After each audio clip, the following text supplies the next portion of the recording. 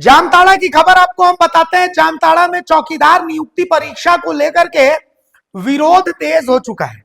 असल में चौकीदार नियुक्ति परीक्षा से असंतुष्ट अभ्यर्थियों ने एक बैठक करके आंदोलन की रणनीति तैयार की है। इस दौरान जिला प्रशासन मुर्दाबाद और डीसी आपकी नहीं चलेगी जैसे नारे भी गूंजे। असल में जामताड़ा चौकीदार नियुक्ति प्रक्रिया से असंतुष्ट अभ्यर्थियों ने जामताड़ा स्थित गांधी मैदान में एक बैठक का आयोजन किया। इस बैठक की अध्यक्षता जेल कैंप जिलाध्यक्ष मंतोष कुमार महतो ने की। बैठक में उपस्थित लोगों के द्वारा जिला प्रशासन मुर्दाबाद और जिला प्रशासन होश में आओ के नारे लगे। उन्होंने कहा कि चौकीदार बहाली में जिला प्रशासन द्वारा किए गए हड़बड़ी के मामले को अब उच्च न्यायालय तक पहुंचा दिया गया है। मंतोष महतो ने जानकारी दी कि नियुक्ति प्रक्रिया में भारी अनियमितताओं और पारदर्शिता की कमी को लेकर उन्होंने झारखंड उच्च न्यायालय में रिट याचिका दाखिल की है। याचिका के माध्यम से उन्होंने मांग की है कि विज्ञापन संख्या 1/2025 के तहत की जा रही चौकीदार बहाली प्रक्रिया को तत्काल प्रभाव से रद्द किया जाए और जब तक याचिका का निपटारा नहीं होता तब तक पूरी नियुक्ति प्रक्रिया पर रोक लगाई जाए। इसके बावजूद जिला प्रशासन तमाम शिकायतों को नजरअंदाज कर तेजी से बहाली प्रक्रिया पूरी करने में जुटा हुआ है। मंतोष महतो ने कहा कि चौकीदार नियुक्ति प्रक्रिया में छात्रों का आंदोलन और तेजी से बढ़ रहा है। छात्रों की संख्या और ज्यादा बढ़ रही है। नियम कानून को ताक पर रखकर चौकीदार बहाली को लेकर उपायुक्त की मनमानी नहीं चलने देंगे। बताया गया कि झारखंड उच्च न्यायालय की ओर से इस संबंध में 16 मई 2025 को जामताड़ा डीसी को ईमेल के माध्यम से नोटिस भी जारी किया जा चुका है। साथ ही उनके नेतृत्व में छात्रों ने भी नोटिस की कॉपी डीसी कार्यालय को उपलब्ध कराई है। इसके बावजूद जिला प्रशासन की ओर से अब तक कोई ठोस कार्रवाई नहीं की गई है। चूँकि जामताड़ा जिला में जो चौकीदार नियुक्ति प्रक्रिया जो हो रही है उसमें काफ़ी गड़बड़ी और त्रुटियां पाई गई हैं, जिसके बावजूद भी लगातार छात्रों के द्वारा जिला उपायुक्त महोदया को बार बार आवेदन दिया जा रहा है। इसके बावजूद भी वो मौन है। कहीं ना कहीं लास्ट में छात्रों के पास एक ऑप्शन बच रहा है हाईकोर्ट जाने का, माननीय उच्च न्यायालय में जाने का। चूँकि हाईकोर्ट का जो आदेश उपायुक्त महोदया को ईमेल के माध्यम से भेजा जा चुका है, कल दिनांक 16/5 को ही उनके ईमेल में भेज दिया गया है। उसमें साफ साफ लिखा हुआ है कि जो हमारा केस है WPS/5617/2025 उसमें F के द्वारा उसमें हमारा केस जो लंबित है, जब तक वो प्रक्रिया पूरा नहीं होता है तब तक चौकीदार नियुक्ति प्रक्रिया जितना दूर तक अभी हुआ है उसके बाद उसको रोका जाए।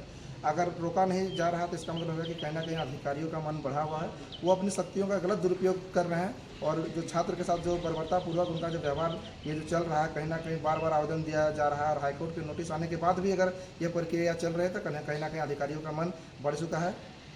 हाईकोर्ट के ऊपर हम सभी छात्रों को पूर्ण विश्वास है और तमाम छात्रों को भी ये पूरा विश्वास है कि जो भी आदेश आएगा हम उसका पालन करेंगे और कहीं ना कहीं जितनी त्रुटियां शामिल है कहीं ना कहीं हमें उम्मीद है कि छात्र हित में ही फैसला आएगा।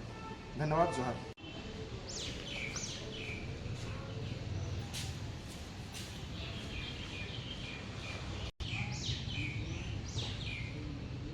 जो है सो लिखित का परिणाम जारी कर दिया गया है। इसमें जो है अनरिजर्व कैटेगरी में टोटल 137 सीट है।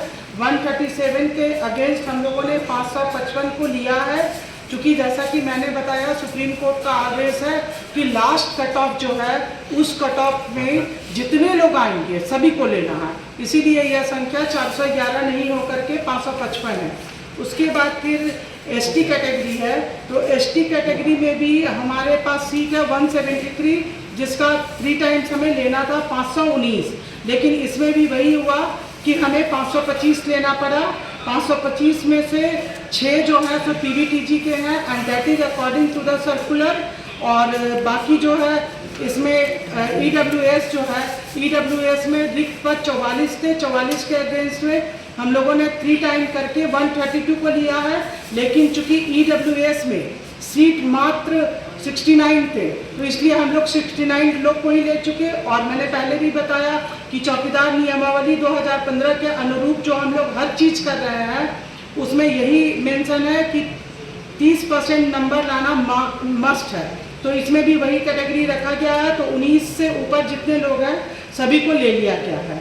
उसके बाद फिर क्षैतिज आरक्षण के तहत खेलकूद में या फिर अंधापन में, बहरापन में चलन निःशक्तता में, स्वलीनता में एवं बहु निःशक्तता में। इसमें 41 लोगों को लिया गया लिखित परीक्षा में और टोटल जो है सो 1193 लोगों का चयन किया गया है लिखित परीक्षा के रिजल्ट के आलोक में। और सारे सर्कुलर, चाहे वो कार्मिक विभाग द्वारा निर्गत हो या गृह विभाग द्वारा निर्गत हो या सुप्रीम कोर्ट का आदेश हो, इसके आलोक में किया गया है।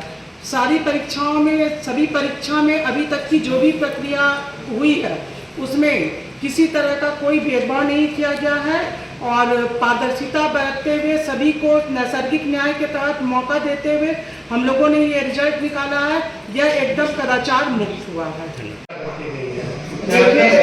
देखिए इसमें हम लोगों ने पहले भी आपको बताया कि सारी ट्रांसपेरेंसी मेंटेन की गई है। वंस अगेन हम लोग कहेंगे कि कहीं कोई पक्षपात नहीं किया गया है, पूरी पारदर्शिता बरती गई है।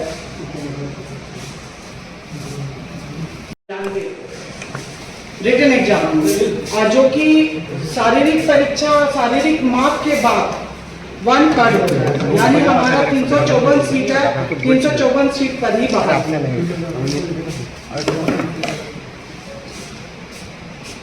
अगर खबर पसंद आए तो आप QR स्कैन कर दें हमारा साथ।